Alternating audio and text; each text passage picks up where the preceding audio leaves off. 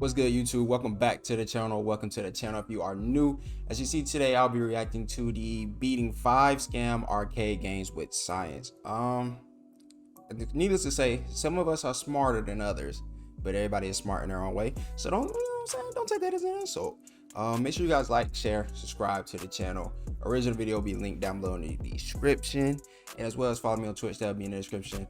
Let me know your favorite arcade games down below in the comment. Like, is it basketball, skee ball? What else do they even have really? That's like scam.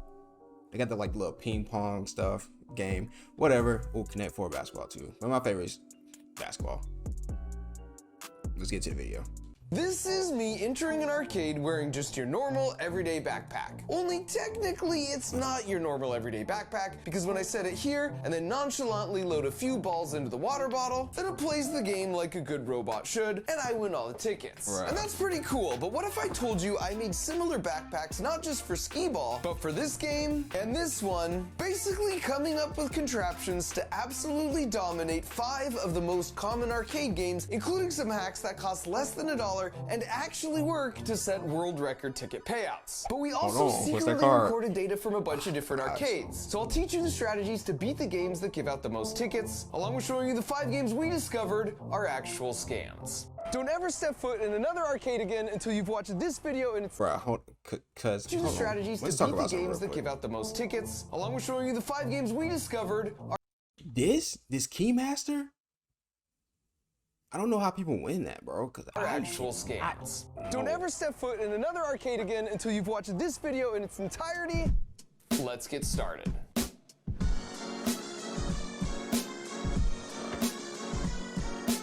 Now, admittedly, the genesis for this video came when I was using my over-engineered bowling ball that I could control just by leaning. Because I thought, what if I took that same concept and applied it to mini golf? And while that idea could be really useful for getting a good golf score, Ray Magliozzi here. eBay Motors has 122 million parts. Hey, Dave? Yep. If this is ad crazy, I'm cutting them out of this video. There's just no real payoff for my efforts, which focused my attention to the holy grail of any mini golf course, the arcade. It was time to recoup all the allowance money I've lost as a kid, starting first with skee ball. And before we really see it in action, let me first explain how it works. Because if you take away the backpack, you'll find a Frankenstein version of a softball pitching machine that we chopped up and modified so it runs just off batteries. Then there's a solenoid here that makes sure the skee balls get released one at a time. So if you just turn it on, then we put a ball in here, it fires the ball like this. The coolest part here though is when it's placed in the backpack, you roll this pocket up to reveal the ball exit, and then place this water bottle here as a clever disguise to load up to 3 balls at a time. Now of course, if you don't have a secret robot backpack, here's how you win this game as a mere human. For starters, if you watch the pros play, yes, there are skee ball pros, they actually aim for the 4,000 point hole. And this actually makes sense because even if your throw is a little too weak or a little too strong, you're still getting significant points. A common mistake is to take the bait and go all or nothing by aiming for the small 10,000 point hole in the corner. The pros aim for this only in desperate situations where they're behind and they need big points to make a comeback for the win. The other big tip is to brace your leg against the base of the machine in the same spot each time, and then try and only move your arm, which will make your throws more repeatable and accurate because you're reducing the variables that could lead to error. So if you want to win, just follow these tips and practice a bunch. Or you could just go with my route. Who's going there and practicing skee ball unless you try to become a pro? I mean, golly. I'm not going to the arcade and stand at the skee ball machine. Dominating, or if you think one of the workers might be getting suspicious, you can just pick up the backpack at any point and walk away with a bunch of tickets on your card. Up next is one of my personal favorites, basketball. In this case, the backpack is being used just to smuggle the special mechanism inside. Because to the untrained eye, this is just a normal basketball, when in fact, it's a robot in disguise. Now before I show you exactly how it works, you first need to understand how these games work. Just underneath each rim is an infrared laser and a detector. And then on the front of the rim, on the other side of that metal plate, is a reflector. So when the laser beam shines straight forward, it bounces off the reflector, and then the sensor's like, yep, I can see the beam. So when a ball goes through the hoop, it breaks the beam, and the sensor's like, aha, I didn't see it for a second. At which point it tells the game to add 2 points to your total, because that means you must have scored. In engineering, we call this a beam break detector, and it's the exact same concept you have as a safety feature on your garage door. So if you really want to destroy the high score here, the ball needs to break the beam, then somehow get out of the way Anybody so ever the do beam garage? reconnects, and then come back and break the beam Like Mission Impossible and try to slide underneath before it closes. I really again have no over idea. and over again as fast as possible. But if you think about it, the whole ball doesn't need to actually get out of the way, just the part in front of the beam itself. And how might you do that? Well, one way is to 3D print the bottom hemisphere of a basketball in two parts attached together through some linear guide rods, then add a battery, microcontroller, and servo motor so the bottom part of the shell can translate up and down. This way it would reconnect the beam and then break it over and over again and register 2 points every time that happened. Now you just need a way to grab the rim so you can hang out there while you perform these shenanigans. And if you had some pneumatic pistons connected to a mini pressure intake controlled by a solenoid valve triggered by an RF remote, then you could shoot the ball normally, and then with one push of a button, piston rods would shoot out and grab the rim, and then once mischief was managed, you trigger the remote again, and they would retract. Now if you just add another 3D printed hemisphere on top, then glue on the actual basketball skin, then when you put it all together, it would look something like this. Now if you don't happen to have a Robo Ball, here's a few tips that will help you get the high score for this game. Why don't you have a Roboball? Come on now. The most important thing is you never want to waste time waiting for a ball to roll down to you. And since these games normally come in pairs, just swipe your card on both games and then temporarily borrow the second set of balls. Now this should give you plenty more than you need, so just keep the balls that are the least inflated. Now you start the game and get into a rhythm where you finish your shot with one hand and then start grabbing or replacing the ball with your other hand before your first shot has even gone in. Or if the rim is close and you want to get really extreme, you can just go with a two-handed shooting strategy like this guy. But even that strategy is no match for my spherical transformer, because when I'm ready to go, I just shoot the ball with one hand and then hit the remote right as it's about to go in. Shink.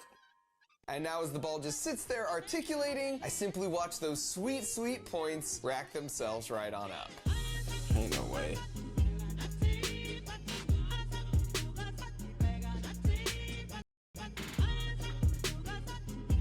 And then as soon as time's up, I just hit the remote again. Hold on. I'm sorry. And rods retract. And while no one's the wiser, I've now engineered my way to a buttload of tickets and a new lifetime high score. Next up is a really popular game called Quick Drop, where you hit this button to release these ping pong balls at the right moment, and if you get all 50 ping pong balls into the buckets within the 22 I know, I just missed something. balls right on up.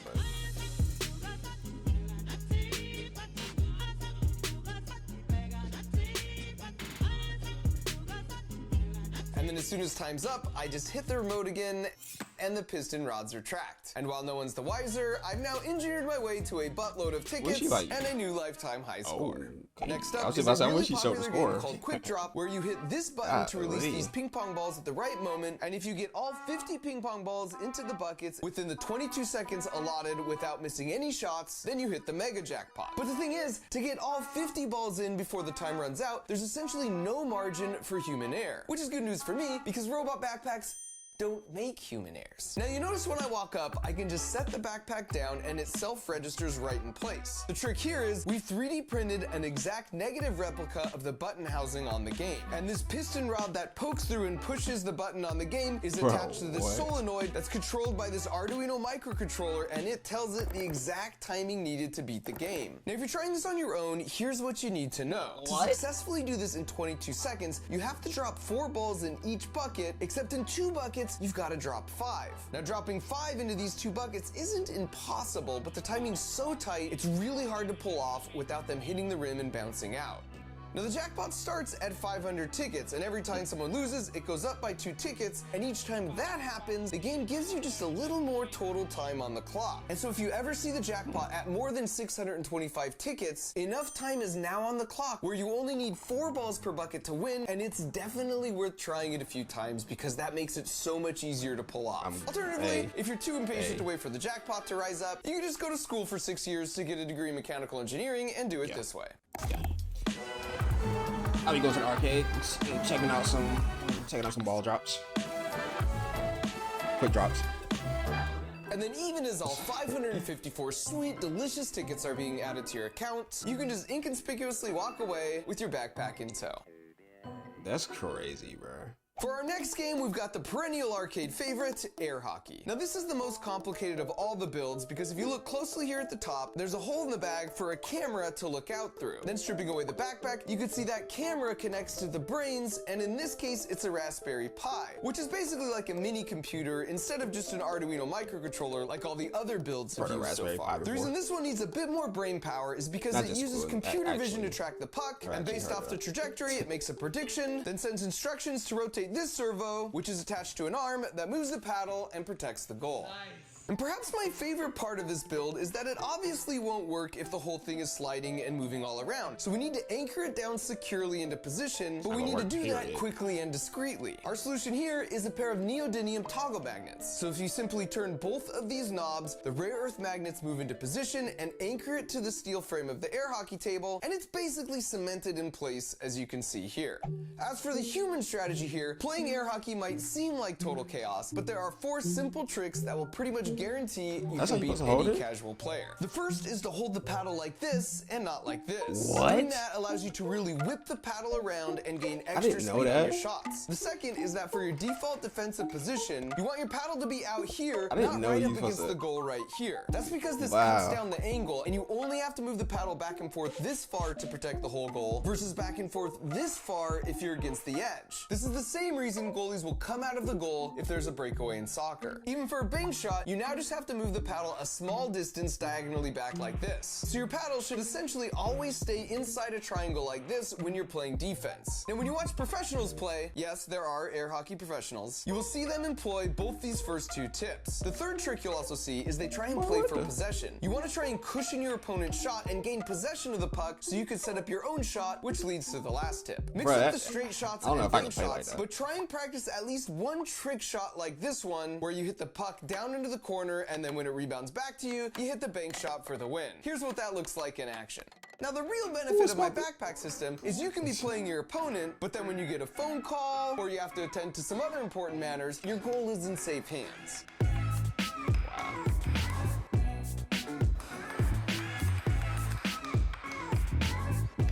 And then at your own leisure, you can eventually just come back and finish things off.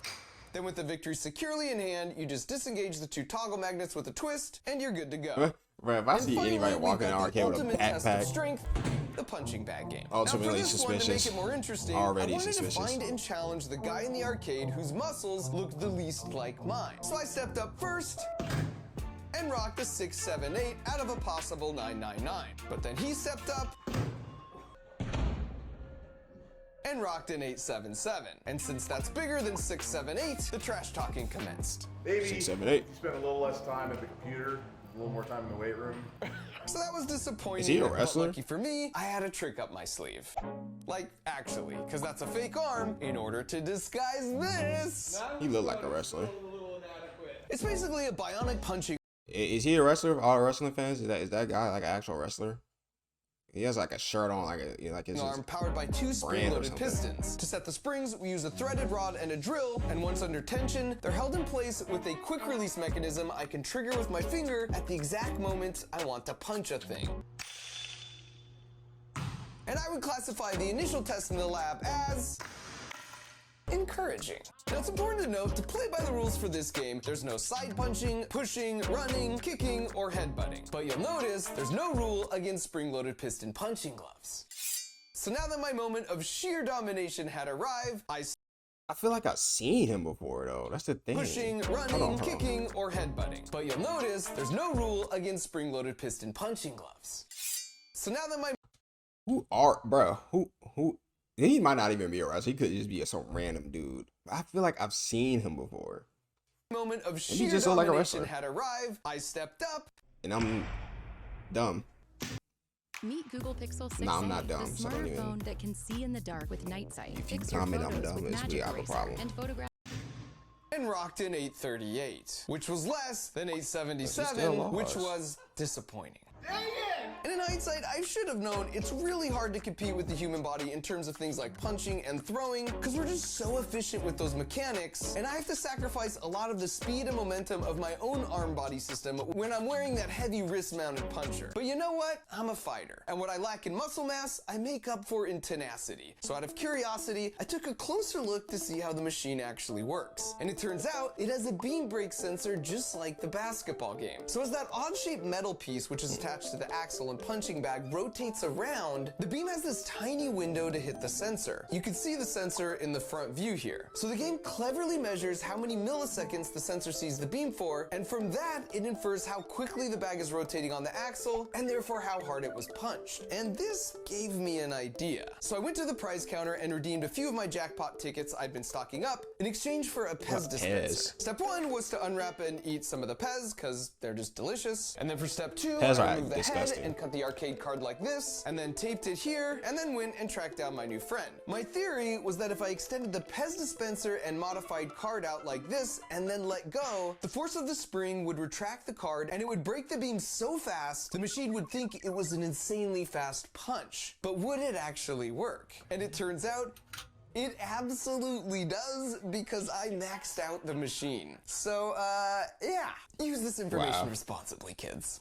Now, a few years ago, I made a video where I visited the carnival and collected data on all the games and then used physics to expose which carnival games were rigged and then showed how to beat them. So this time around, instead of the carnival, I once again bribed some family friends with unlimited Slurpees in exchange for them collecting a bunch of data at some local arcades. And in addition to uncovering which games were scams, which I'll cover in just a minute, here's what we discovered. For starters, the most popular games in the arcade were the redemption games, as opposed to the experience games. And here's what I mean by that. Redemption games are the games where the goal is to win tickets. So like the coin pushers, or this Plinko game, or spin the wheel. On the other end of the spectrum, you have experience games like air hockey, skee ball, or racing games. It's a trade-off, because the games on this side of the spectrum give out more tickets, but it's not as much about the fun of the experience. And then in the middle of the spectrum, you have games like the ping pong drop or hit the clown that have middle of the road ticket payouts, but they're also middle of the road fun to play. Now, since the games on this side were a lot more popular,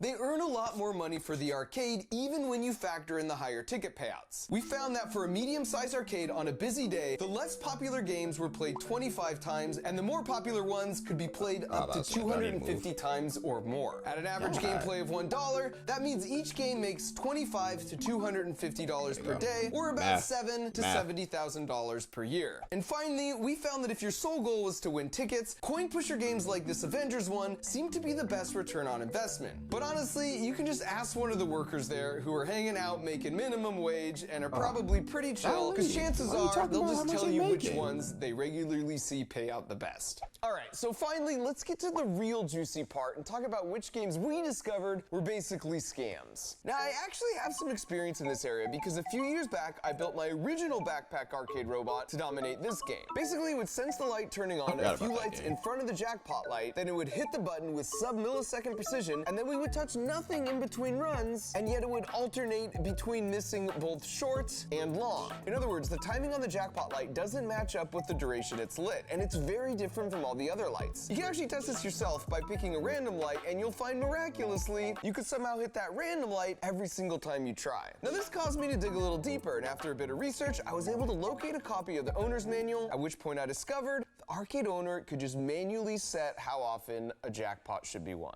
So this time around, I was curious what other games were essentially running the same scam where you think it's a game of skill, but in reality, the arcade owner is controlling when a jackpot's won. And as it turns out, this really popular game called Stacker employs the same trick. This other really popular game, Keymaster, and this Cut the Rope game are also, in fact, running the same scam. In all three cases, I was able to get a hold of a copy of their owner's manual, and each one has some language around how the arcade owner can specify how often a jackpot occurs.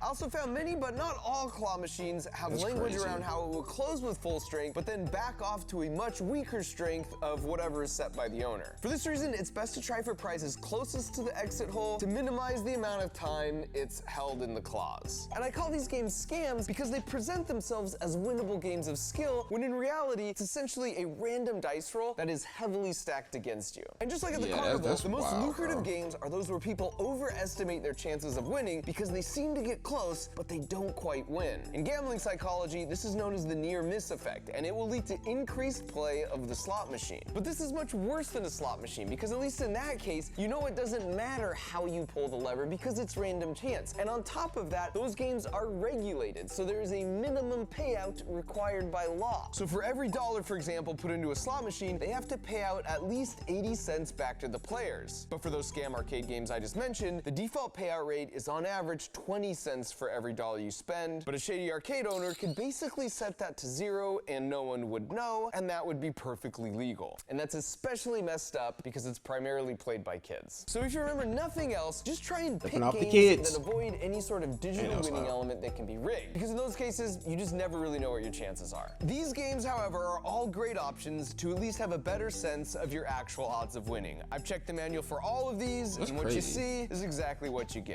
An arcade is just a casino for children.